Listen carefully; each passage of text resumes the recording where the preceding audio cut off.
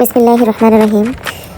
ছোট্ট একটা ভিডিও নিয়ে আপনাদের মাঝে চলে আসলাম। শুধু আপনাদের কথাই ভেবে অনেকেই অনেক টেনশন করতেছেন, চিন্তা করতেছেন কীভাবে কালকের দিনের বুড়িগুলো পরিষ্কার করবেন, বা সারা বছরে অনেকে অনেকভাবে বুড়ি খেতে চায়, কিন্তু এই বুড়ি পরিষ্কারের জন্য খেতে পারে না।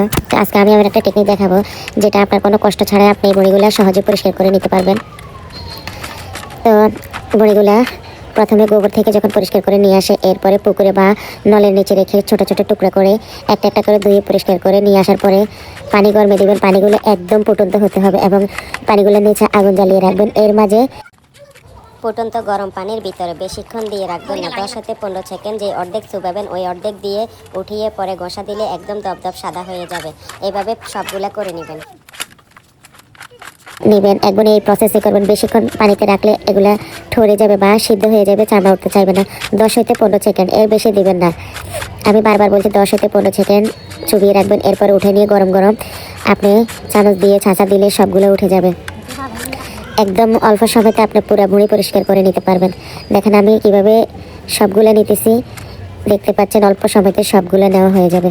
এরপরে আবার সুন্দর করে ধুয়ে পরিষ্কার করে পানি ফুটন্ত হয়ে গেলে একটা একটা করে গরম পানির ভিতরে দিয়ে এরপর সিদ্ধ করে নেবেন। সিদ্ধ করতে 1 বলক 2 বলক আসলে নামিয়ে নেবেন।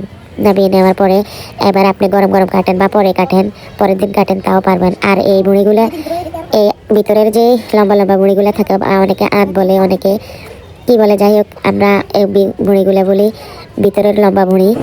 এগুলো সুন্দর করে একটা ছুরির সাহায্যে পরিষ্কার করে নিয়ে ছোটো ছোটো টুকরো করে আলাদাভাবে গরম পানিতে দিয়ে দেবেন। মোটাগুলোর সাথে দিলে এগুলো বেশি নরম হয়ে যাবে। তো আমরা মোটাগুলো আলাদা দিয়েছি আর ভিতরের লম্বা ভুঁড়িগুলো আলাদা করে দিয়েছি। হালকা করে 2 বলক আসলে বা 1 বলক আসলে পানিগুলো ফুটন্ত হলে দিলে ভালো হয়, তাহলে আর নরম হবে না। অনেক সময় নরম হয়ে যায়, বেশি ঠান্ডা পানিতে দিলে গরম হইতে হইতে নিচেরগুলো নরম হয়ে যাবে। এতে আমার সিদ্ধ হয়ে গেছে, এখন আমি নামিয়ে নিব। তো ভিডিওটা যদি কারো ভালো লেগে থাকে, বিন্দুমাত্র পছন্দ হয়ে থাকে, তাহলে একটা লাইক, একটা শেয়ার, ফলো দিয়ে পাশে থাকবেন নিত্য নতুন ভিডিও পাওয়ার জন্য।